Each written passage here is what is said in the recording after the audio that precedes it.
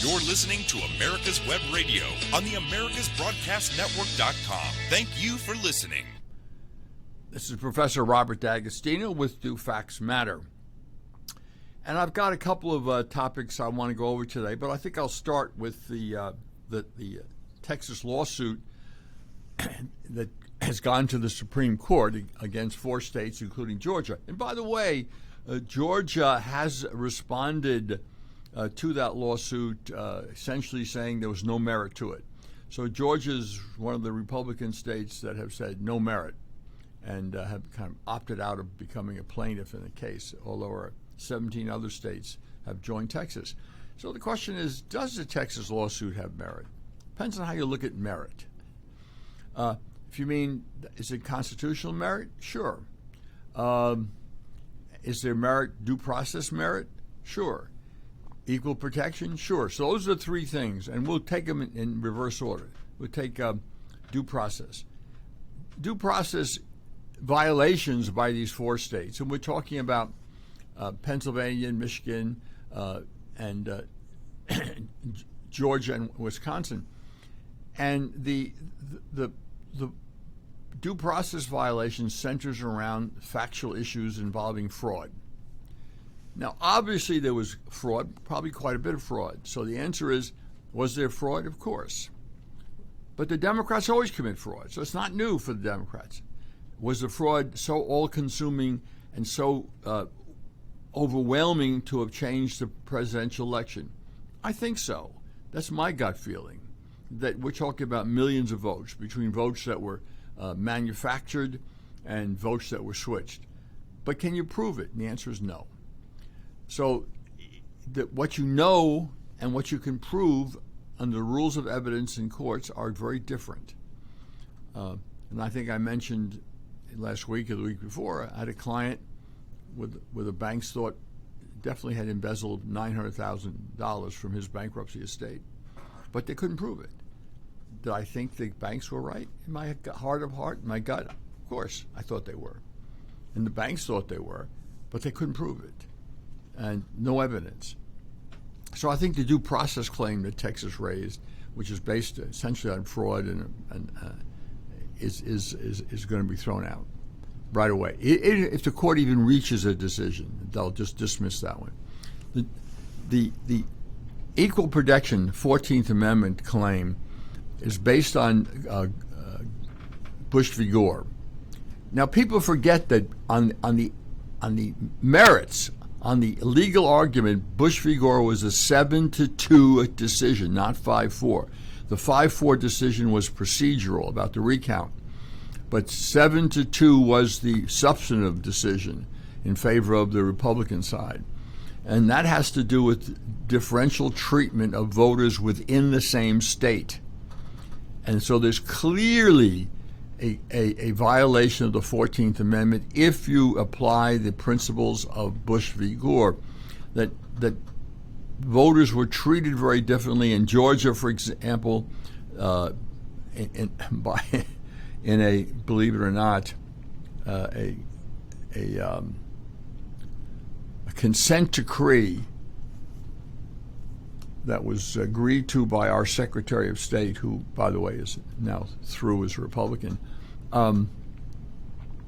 The Democrats were able to convince the Republican side of their good faith, which is, of course, nonsense. Democrats don't ever operate in good faith when power is at stake. And so the signatures requirements were different, whether you voted in person or by mail-in or absentee ballot. And so in Florida, that was the key. The Democrats foolishly tried to get a recount in only the 4 counties that were controlled by Democrats. Now, you got to understand, the election procedures are county-wide controlled in most states, including Georgia and Florida. Well, the Democrats wanted a recount in those 4 counties, so Democratic counties, so they could, put in more fraudulent votes. The Supreme Court said, no, you had to do the whole state. Everybody got to be treated the same, which the Democrats could have done if they had followed the procedure. But they did not want a recount of the entire state. They only wanted to recount where they could phony up some more votes. It's going on right now in a congressional race in New York, where the Republican in upstate New York is ahead in the race, and they keep finding new ballots. And guess what? The new ballots are always in favor of the Democrats. The Republican had a 12-vote lead last time I looked, and another mysterious 12 votes for the Democrats showed up. So who knows what's going to go on that race? I don't know. Maybe the Republicans will be tough and pull that one out. I don't know what's going to happen. So anyway, so the equal protection claim is based upon differential treatment of voters within the same state, not based on fraud. It's just based on differential treatment. You got to understand, legal issues and factual issues are different. This is a legal issue. The fact is they were treated differently, and the legal issue is, does that violate equal protection? Under Bush v. Gore, it does. And the third thing is a straight constitutional issue on who decides election laws, and that's, of course, in the constitutional, and that's Article 2 of the Constitution, which I'm going to read. Article 2, Section 1. Whoops. I opened to the Declaration of Independence. Okay. And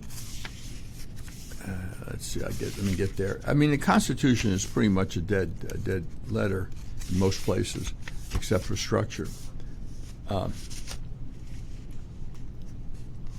It says here in Article 2, Section 1, second paragraph, each state shall appoint in such manner as the legislature thereof may direct a number of electors equal to the whole number of senators and representatives to which the state may be entitled in the Congress. Now, it's very clear that the legislature has a decision about appointing electors.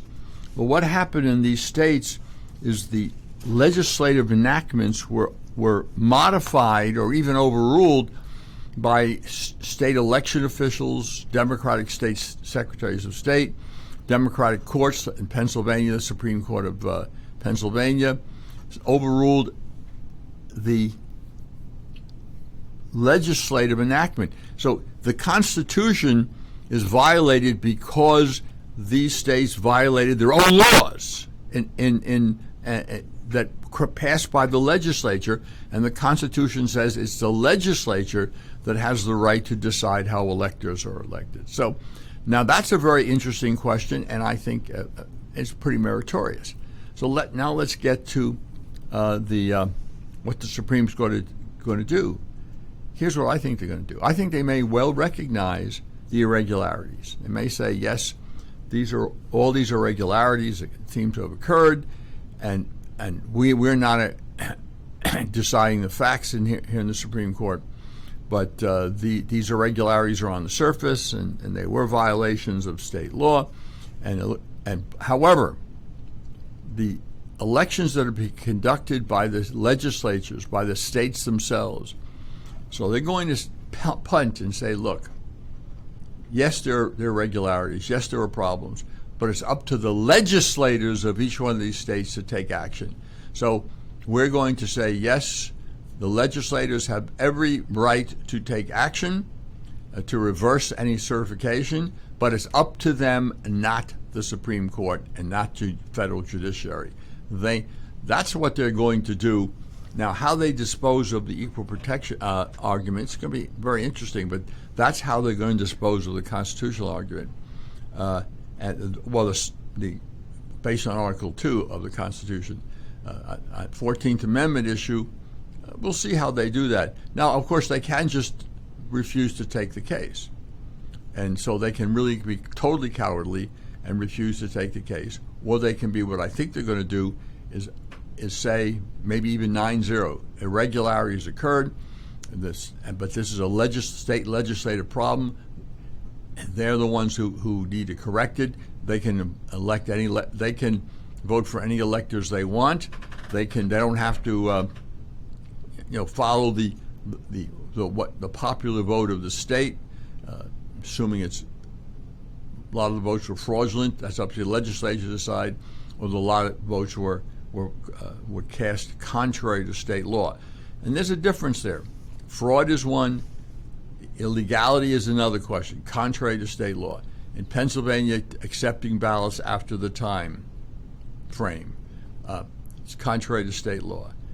Changing or correcting signatures, contrary to state law in some states, in some of these states here. And in Georgia, the same thing, changing the signature requirements. That's a equal protection violation. So we got two. Due process centers around fraud. That's going to be dismissed.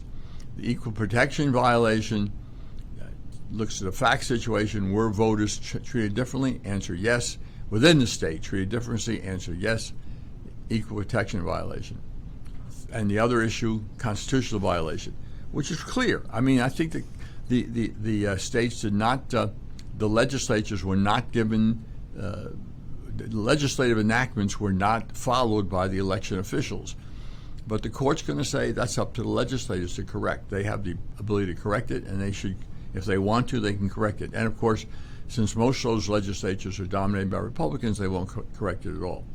The remedy that Texas would like is to throw the results of those 4 states out, which would then throw the election into the House of Representatives, where Republican would win, because each state has 1 vote. And we control more state congressional delegations than the Democrats. Even though they control the House, we control the number of state delegations from the House. But there's a sidelight to this, and an interesting sidelight, and this is kind of interesting. The Attorney General of Texas is a fellow named Ken Paxton. He filed that lawsuit with his deputy signed on and an outside consultant. So where was the solicitor of Texas? Where was he? The solicitor of Texas is generally the one, it's almost always the solicitor's office of any state, have solicitors, takes these cases and argues these cases before high courts, including the Supreme Court. The solicitor's name is interestingly absent from the complaint, which means the solicitor had to say he wasn't going to join it. He wasn't going to draft it and wasn't going to join it. No member of the solicitor's office in Texas is on that complaint. And that's, I think, very significant. The other thing that is interesting, although not significant for the legal argument, is that Ken Paxton himself, is under criminal investigation for securities fraud, among other things. And there are some, he's also been charged with, let's say, doing favors in exchange for campaign contributions. So we'll see how that plays out. But the securities fraud thing can be interesting because securities frauds are in the eye of the beholder to a large extent. We're up against a break. I'll be back after the break.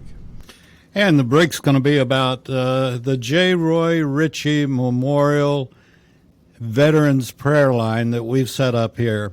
And it's veterans praying for veterans. And if you're a veteran or you know someone that is and needs a prayer, be it from a health issue or any issue, just go to our website, americaswebradio.com, fill in the form that there. Up at the top it says Veteran Prayer Line, or Prayers for Veterans, up at the very top of our website. And since we started this less than a week ago, we've had very good response and appreciate it, and realize that a lot of folks have problems. And I tried to figure out what I could do for J. Roy after he died, and this was what I came up with. So we would appreciate you responding, and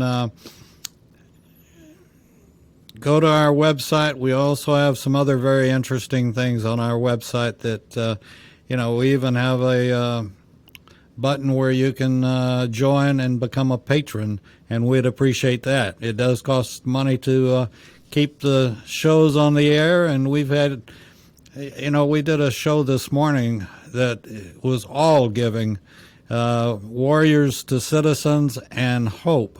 And that the hope is about St. Jude's, and the warriors to citizens is working with men and women that come back from combat and have to revert back to civilian life. And it's a harder struggle than you think with PTSD and many other things.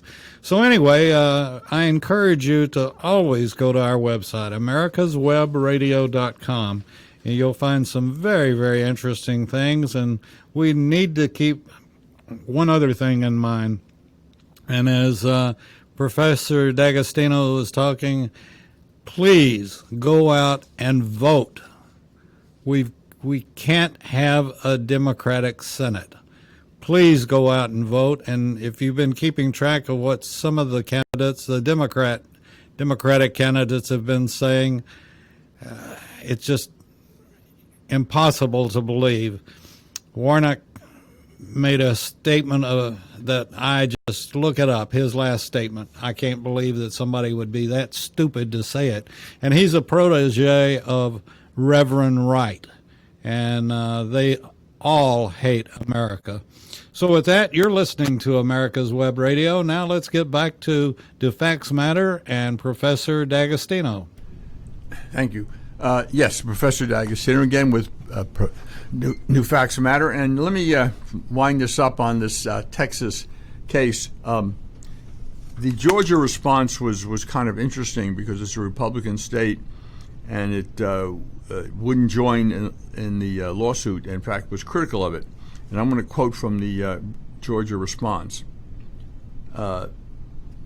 Georgia opposed Texas claims, saying, quote, "They violate the principles of federalism and separation of powers, are incompatible with Congress's mechanism for resolving presidential election disputes, and would do more damage to legislative prerogatives than anything alleged in the proposed complaint," unquote. And of course, they have a point there. How much of this country do we really want to turn over to judges? How much? I mean, judges right now are the most important legislative branch in the country in terms of cultural and social issues, and in terms of allowing the executive branch to also be legislative. Look, we got two. The most important legislative branch on economic issues is the executive. They do their rulemaking power or presidential decrees. They really are way more powerful than the Congress, and they've been allowed that way by the Supreme Court since the infamous Chevron decision. And how about social and cultural stuff? The courts have taken that out. It's the courts who declared abortion a constitutional right. Where in the Constitution does it say so? It's the courts that said same-sex marriage. It's the courts that have applied the civil rights laws to transsexuals. I mean, nowhere in the Constitution is this permitted. So the courts, I think, to ask the courts for a remedy, and Ohio says, look, Ohio opposes to the remedy by Texas. Texas remedy, they asked for the throwing out the results from these four states, and which, again, as I mentioned before, throw the elections to the House of Representatives. And Ohio said, no, they can't. That's not the proper remedy, and I think that's true. I think that the court's going to decide, if they decide anything, and I think they will, that it's up to the state legislators to correct their processes and not allow their various officials or state courts or state election officials to abrogate or usurp the Constitution in this area.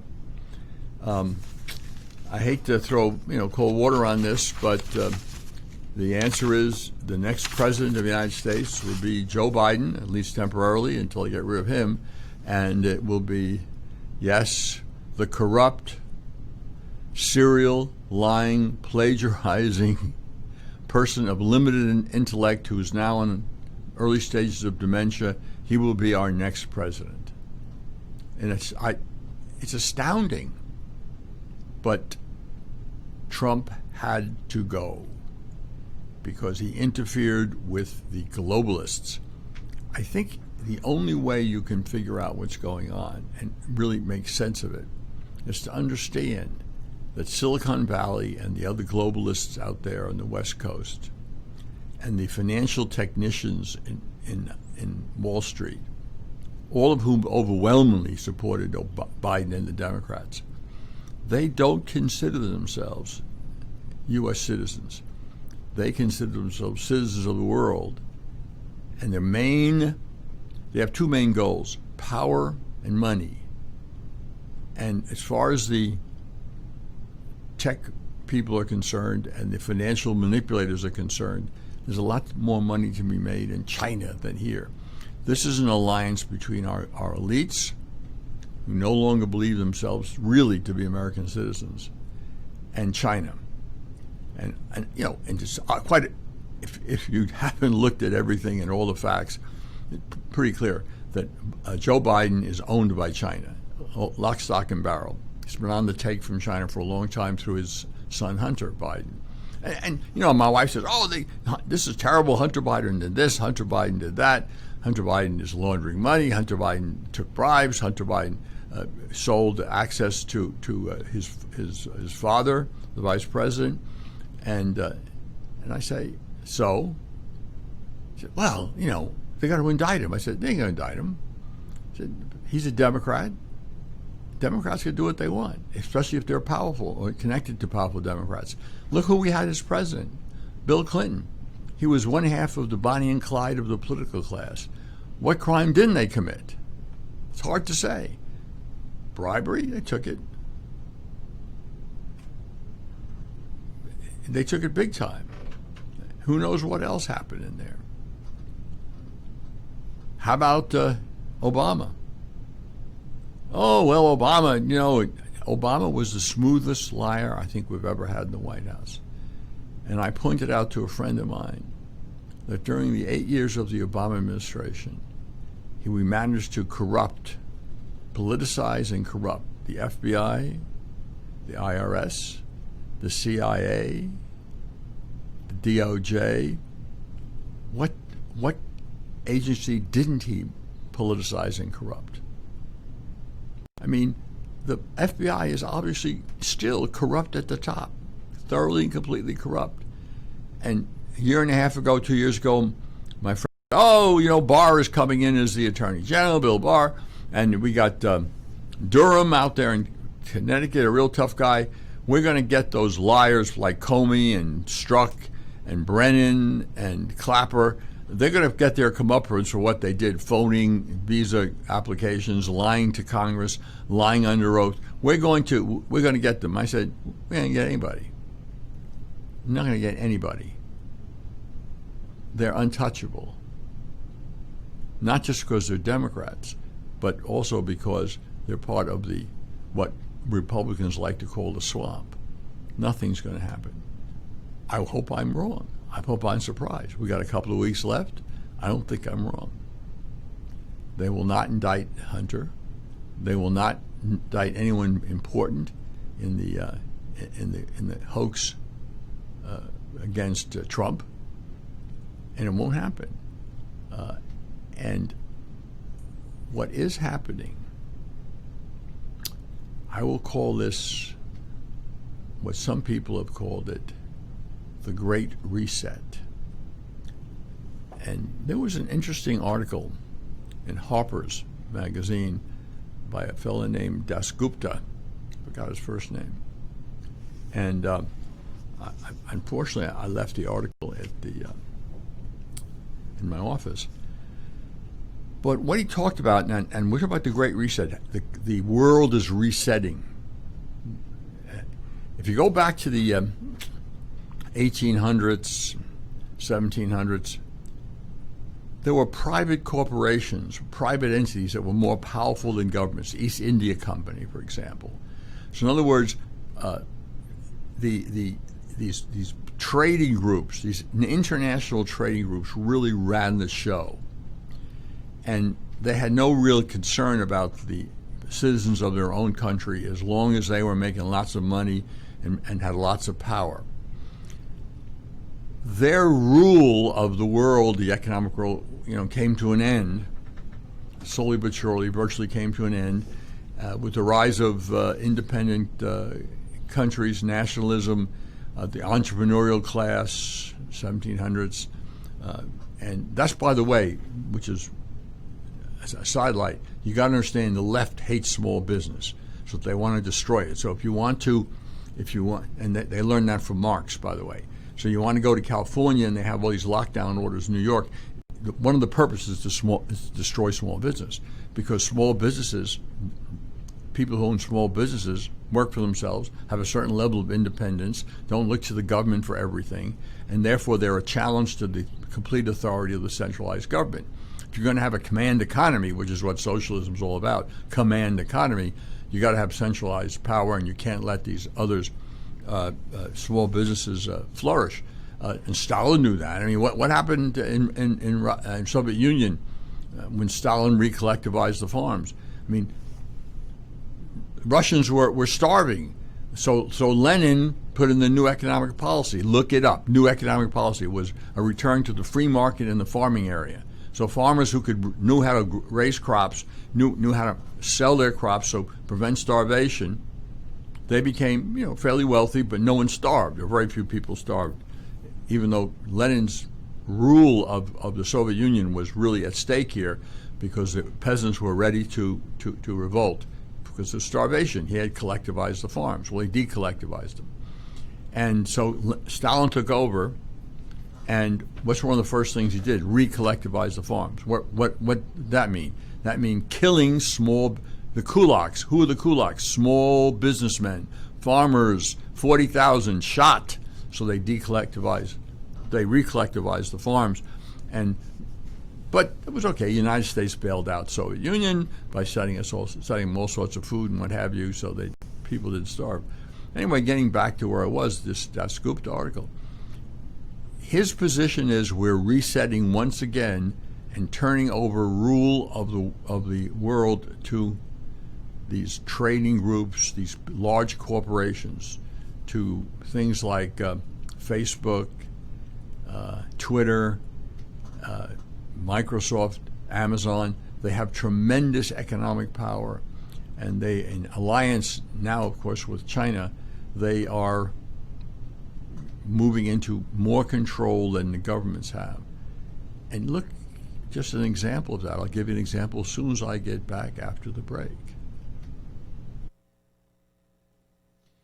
And we want to, this is a good show to do this on. I've done it now several times, and anybody, what Robert D'Agostino has been talking about, Professor D'Agostino, and this mess of an election. Robert, I could clear this up in a heartbeat. And the way you clear it up is you demand photo IDs, and everybody has to, just like the Constitution says, go in one day and vote. And we've got our fantastic computers, so that should be no problem. And I don't even mind early voting, but with a photo ID. And you'll stop all the corruption, you'll stop everything. Well, but you're assuming the Republicans will do something, and I don't assume anything of the sort. I agree. They couldn't have done this nonsense without the help of Republicans. I agree. Georgia, Pennsylvania, Michigan, the Republicans control most of the state legislatures in this country, and what do they do about it? Nothing. Nothing. They allowed the Democrats to set up a system where mass fraud occurred. Not just a little bit. This someday when they write a history about this, if they're allowed to, they will analyze this as the greatest electoral fraud in American history. I will debate anytime at the station anybody that says we don't need photo IDs to vote. And I'll debate them anytime. I might even get Professor D'Agostino in here helping me. But that's the way it is. So you're listening to America's Web Radio, and again, I ask you to please go to our website, our webpage, our homepage, www.americaswebradio.com, and check out all the different things that are available. Everything from prayers for veterans to becoming a patron, on and on and on. And we need your support. So with that being said, let's get back to the man, Professor Robert D'Agostino. Thank you, Dave. With that, I was starting to talk about this control by major international corporations, business entities. And this is called the reset. We're going from the big trading groups in the 1700s. Wait a second. Reset. Is Hillary in charge of the reset button? I'm sure she's allied with the reset. It's hard to say if anyone's in charge. They just kind of cooperate. Well, didn't she say that she had brought a reset button to Russia? Yeah, well, it didn't work. But anyway, it's really kind of an interesting situation. We ought to be in alliance with Russia because there's no reason for Russia to be allied with China. And because of the Democrats, Trump was not able to make some reasonable deals with Russia and as protection. What people don't understand, and of course the media covers up, but there's a lot of evidence that a lot of Chinese are crossing the border from China into Siberia because Russia's got a declining population. They have huge areas where no one lives or very sparsely populated and which also have a lot of resources. And this is something that I picked up from, my connection in the intelligence services some years ago. I'm getting old, so most of my connections are either hitting the pine box or retiring at least. So I don't have the connections I used to have. But several years ago, we talking about what was going on the Chinese-Russian border. And he indicated that there are many, many Chinese crossing that border and colonizing part of the Siberia, and there's nothing the Russians can do about it. What could they do about it? It's sparsely populated. China has 20 million surplus young men, perfect for cannon fodder, right, if they have to do something. They're forced abortion. Most people, one baby only in the years and years of aborting all the girls and having only boys. And what do you do with surplus males? There's two things, as I said. Either you use them as cannon fodder or you train them all to be homosexuals, one or the other. And the Chinese have done the first. So we'll see. They have the biggest military in the world.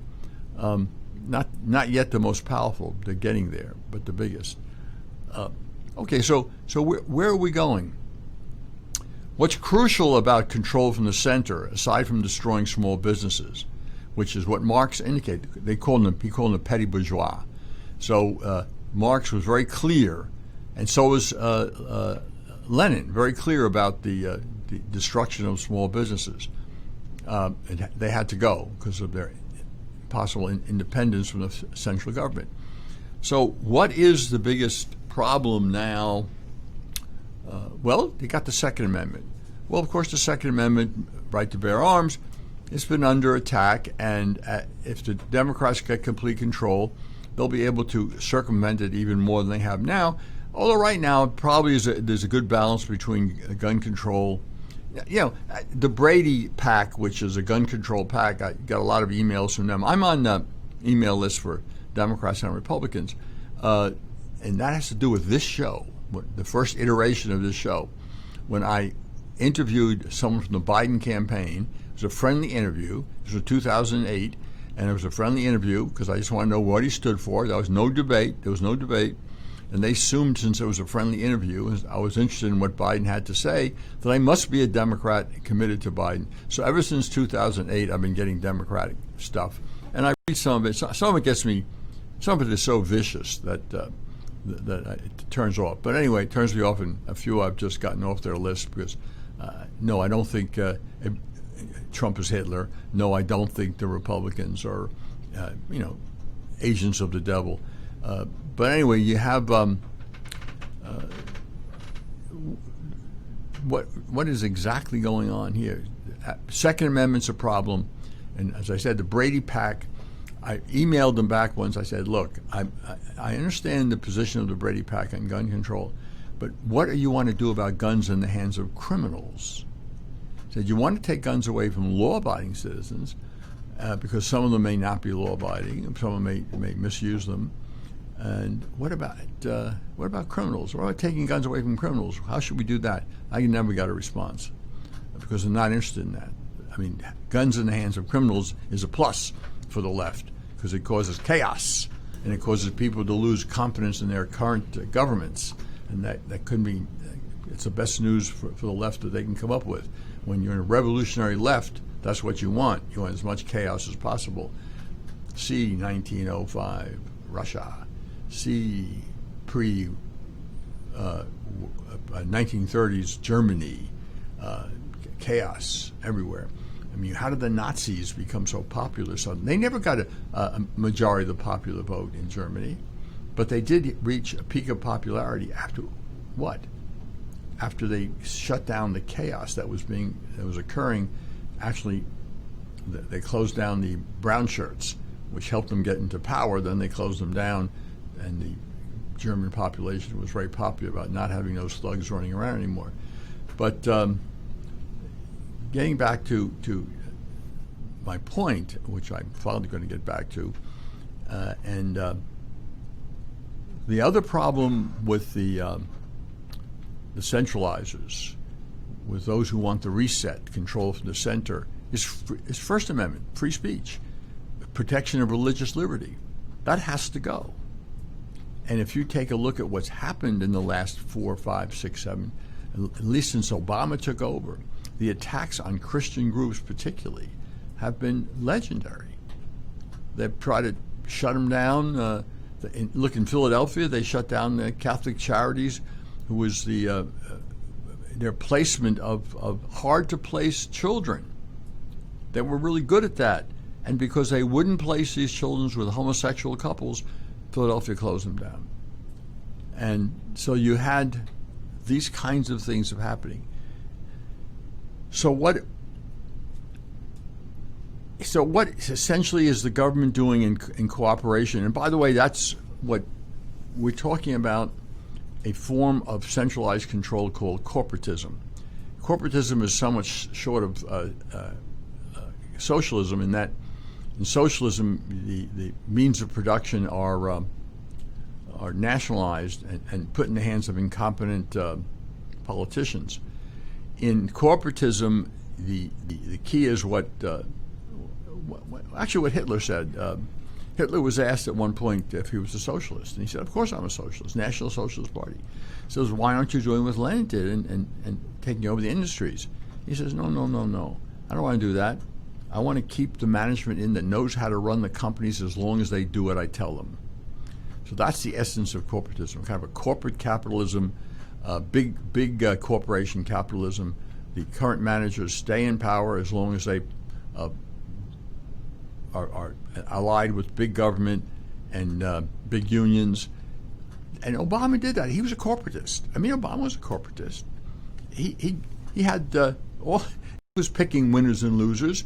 He had 30 some odd green companies which he subsidized, had the federal government subsidized. He picked them as winners, and every one of them, with one exception, either went bankrupt or I gotta get the list in here next time so you see I know what I'm talking about. So do you want to centralize control? Well, it's hard to have complete centralized control when you have small businesses, so they have to go, and we're seeing California and New York shutting them down. But the First Amendment's a problem. And what the government can't do directly, they can have the corporations do for them. Free speech is virtually dead in this country. You can't.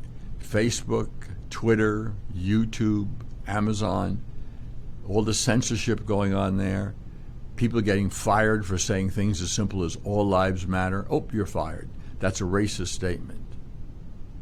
You have to say "Black Lives Matter." If you say "all Black Lives Matter," that's a racist statement. And if you criticize same-sex marriage, if you say that transsexual, someone who I'm not talking about transvestites. They want to wear some women's clothes, or women want to wear men's clothes. All right, well, it's a little weird, and probably they need to kind of think that through. But transsexuals who want hormonal treatments or sex change operations, sexual dysphoria, that is mental illness, and that's to be treated that way. People who should be referred to psychiatrists or psychologists for treatment. I mean, if you look at the percentage of those who regretted same-sex operations, it's high. Not only that, hormonal treatment destroys a person's health. Look at the American Heart Society. 4 times or 5 times the likelihood of stroke if you've got these hormonal treatments. How about suicide? 20 times more likely to think about suicide, or commit suicide. 5 times more likely to think about it. 20 times more likely to commit suicide. There's all sorts of problems that someone who wants to change their sex, and that thing I saw on the internet the other day was disgusting. This parent, woman, mother, talking about how her 4-year-old boy wanted to be a girl and how she was supportive. Well, why does he want to be a girl? To make mommy happy. No 4-year-old can make that judgment. 4-year-old says, I want to be a girl, mommy. That's because what mommy wants him to say. This is kind of a perverse using child abuse as a perverse virtue signaling. And it's happening and that was in a church, in a so-called church. I guess it was one of those secular churches, humanist churches. And of course, this is wonderful, how wonderful you are to make this wonderful. What sacrifice? How wonderful. You're sacrificing your child's life in order to be praised by a bunch of lefty with it parents. It's like a friend of mine I exchange emails with. He can't give Trump credit for anything because he wants to always be known as one of the right people, one of the people who can hobnob with the elites he hangs around with, which are mostly some corporate types, as well as some trial attorneys. So I don't want to mention his name, although the next email I send him is not going to be too friendly, in view of the last one he sent me. But the point is, the First Amendment has to go, and Biden will come up with the same kind of regulations that Obama came up with, and try to force Christian organizations, particularly, or believing Jewish organizations, not Reform Jews. They might as well be part of the Democratic Party by and large. But they're going to try and force these and to do things contrary to their religion, except homosexuals as teachers, for example, in Christian schools, on the excuses all secular stuff, and the civil rights laws are so crucial. Look what they tried to do to the baker in Colorado. He didn't refuse to bake a cake, but refused to celebrate, do a statue, a little ornament on top with 2 men kissing. He said, no, I'm not going to do that. I'll bake you the cake, or if you want these decorations, go to the baker down the block. What happened to the concept of liberty in this country? What happened to the concept that liberty is based on private property, which it is? And of course, that's why private property is under attack. So yes, the corporations proved in the last election that they are willing to censor any speech unacceptable to the ruling elites. And since Trump had to go because he was interfering with their access to the Chinese market, he was interfering with their goal of maximum profits regardless of what it does to people. I mean, after all, Trump was a communitarian. He wanted to bring manufacturing jobs back to this country and other things back to this country to stabilize communities. And yes, the total wealth would go down, but wealth isn't everything.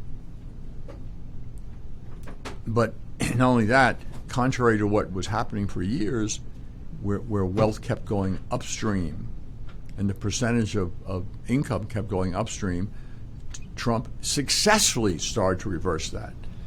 let me talk about an interesting factor. We're up against the break.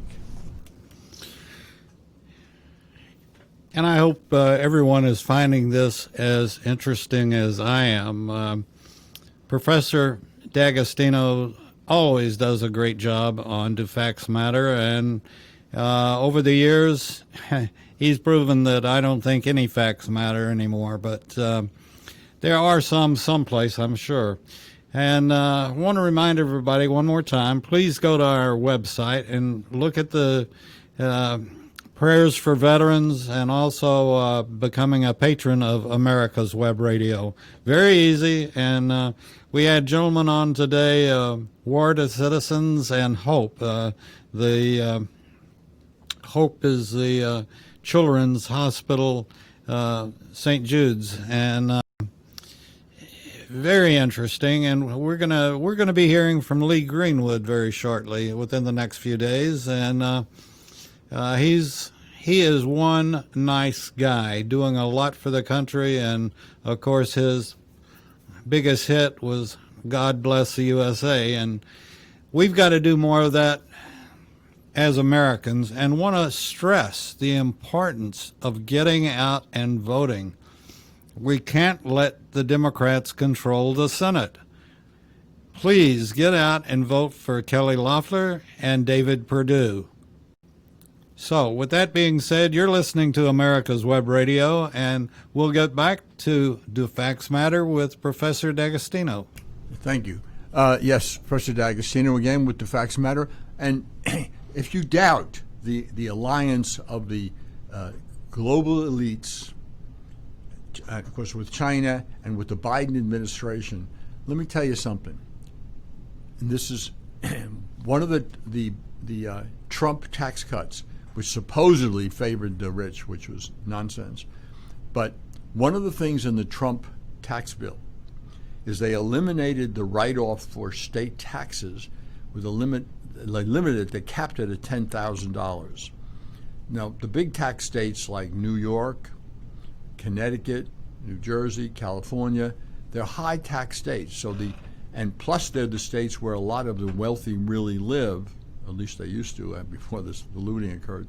But their tax bills, property tax bills, income tax bills, were quite high, 30, 40, 50,000, 100,000 or more, 200,000, 300,000. And they used to write these state taxes off against federal taxes. The Trump tax bill limited that to $10,000, which enraged the Wall Street financial manipulators, enraged a lot of the hedge fund managers, which is another reason why they all vote Democrat. Well, what about that cap? When Biden talks about reversing the Trump tax cuts because they benefited the wealthy and the corporations, and that's nonsense. Corporations don't pay taxes. People pay taxes. Corporations are legal fiction. People pay taxes. If a corporation's taxes raise, they got to raise prices, reduce salaries, or reduce contributions to retirement funds. I mean, people pay those taxes. No such thing as corporations paying taxes. They're just a conduit to give the government the money. But let's go back to this.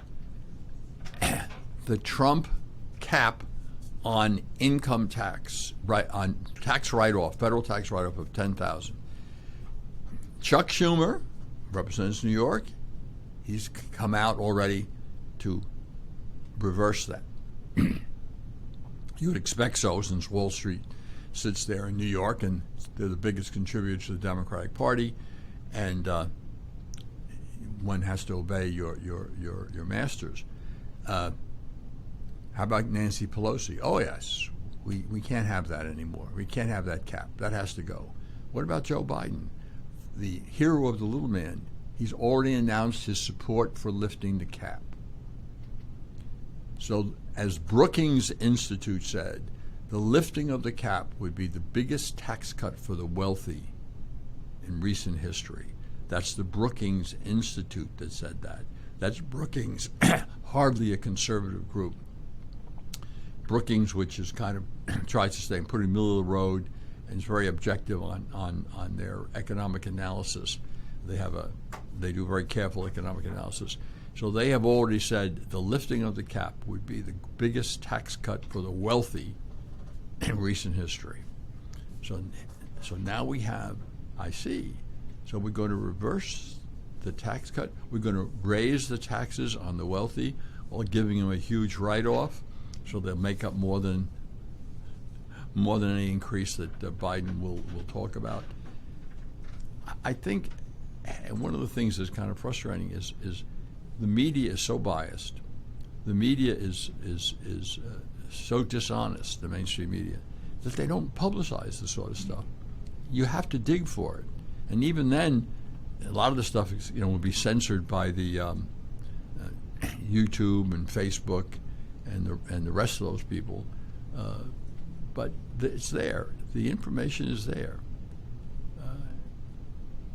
But we are where we are in the country today, and if we don't, Republicans don't keep the Senate, it's over.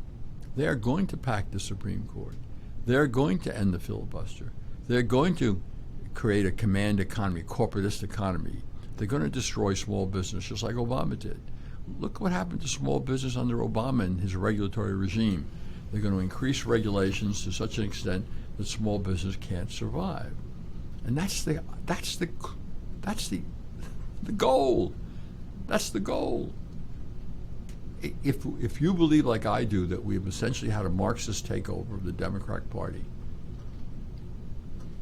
read what Marx on the march towards communism. Marx goes, capitalism creates the wealth, then you have socialism to redistribute the wealth, and then everything disappears. You have a communist state, community state, and Marx maps out the process. Take a look at Venezuela. Well, right. I mean, the answer is, but take a look at any country that, look, it's never really been tried socialized. What are you talking about? After World War II, Great Britain put a labor government, the United Kingdom, and they socialized everything, and they nationalized all sorts of industries to create this socialist utopia. And every utopia created starts with a command economy. They got to get a command economy, got to control the economic economy. So what happened by the 70s? England, or United Kingdom, was known as the sick man of Europe. Who saved them? Margaret Thatcher. How? Returning to the free market.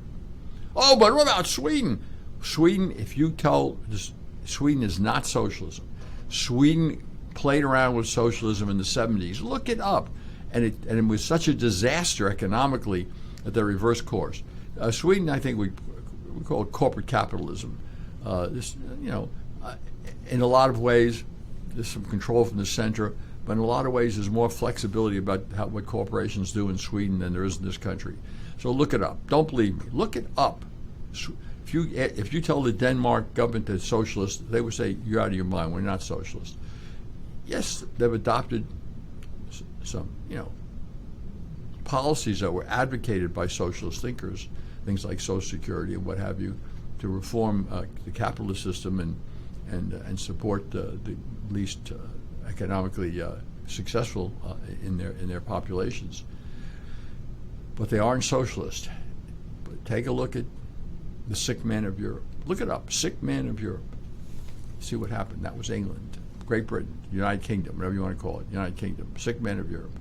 They reversed course under Margaret Thatcher, who saved them.